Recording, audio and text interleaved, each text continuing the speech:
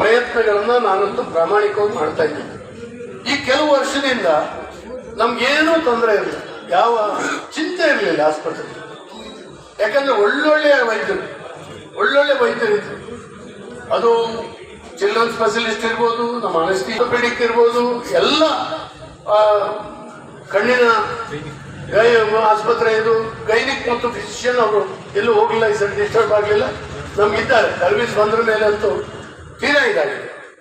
ಈಗ ಇವತ್ತು ಕೂಡ ಸುಮಾ ಮೇಡಮ್ ಅನ್ನ ಮತ್ತೆ ಅವರು ಹೋಗ್ಬಿಟ್ಟಿದ್ರು, ಒಂಥರ ಜಿಗುಪ್ಸೆ ಆಗಿ ರಾಜೀನಾಮೆನೆ ಕೊಟ್ಟು ಹೋಗ್ಬಿಟ್ಟಿದ್ರು. ಅವ್ರನ್ನ ಇಲ್ಲಿ ಕರ್ಕೊಂಡು ಬಂದು ನಿಮ್ಮ ಸೇವೆ ಮುಂದುವರಿಸ್ಬೇಕಮ್ಮ, ದಯವಿಟ್ಟು ನೀವು ಡಾಕ್ಟರ್ ಆಗಿ ಐಡ್ಲ್ ಆಗಬಾರ್ದು, ನೀವು ರಿಟೈರ್ಡ್ ಆಗೋ ತನಕ ನಾನು ಸರ್ವಿಸ್ ಕೊಡಬೇಕು ನಮ್ಮ ಜನಕ್ಕೆ.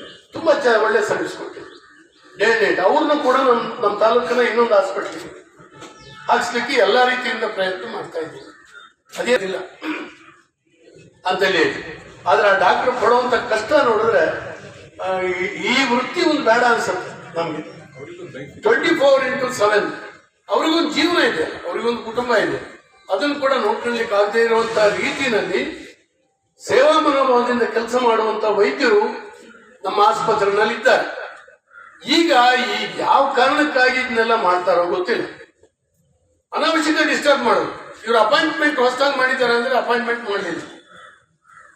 ಅಪಾಯಿಂಟ್ಮೆಂಟ್ ಹೊಸದಾಗಿ ಆಗಲೇ ಇಲ್ಲ. ಡಾಕ್ಟರ್ಗಳದ್ದು ಎಲ್ಲ ಆಗಿದೆ. ಯಾರನ್ನ ಕರ್ಕೊಂಡು ಬಂದು ಗುತ್ತಿಗೆ ಆಧಾರದ ಮೇಲೆ ಕೊಡೋದು ಬಿಟ್ಟರೆ ಮತ್ತೆಲ್ಲೂ ಇಲ್ಲ. ಹಾಗಿದ್ದಾಗ ಇರೋ ಡಾಕ್ಟರ್ನ ಡಿಸ್ಟರ್ಬ್ ಮಾಡಿ ಯಾವ ಆಸ್ಪತ್ರೆಗಳು ಒಂದು ಸ್ವಲ್ಪ ಚೆನ್ನಾಗಿ ನಡೀತಾ ಇದ್ದಾವೋ ಅವನ್ನ ವ್ಯವಸ್ಥೆ ಹಾಳು ಮಾಡಿಬಿಟ್ರೆ ಖಂಡಿತವಾಗೂ ಜನ ಇವತ್ತು ನೋಡಿ ನೀವು ಇಲ್ಲಿ ಸ್ಟ್ರೈಕ್ ಮಾಡಿ. ನಮ್ಮೂರ್ ಎಕ್ಸ್‌ಪ್ರೆಸ್ ನಿಮ್ಮ ಸುದ್ದಿಯ ಜೊತೆಗಾರ.